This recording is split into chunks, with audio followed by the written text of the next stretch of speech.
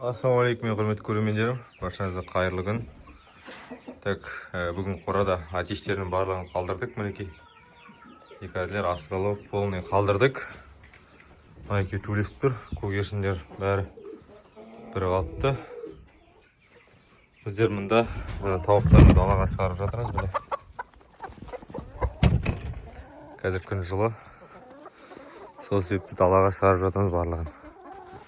Мінекей кішкене жүрсін, далаға шықсын деп. Күн жылы, сол себепті барлықтан далаға шығарып жатырмыз.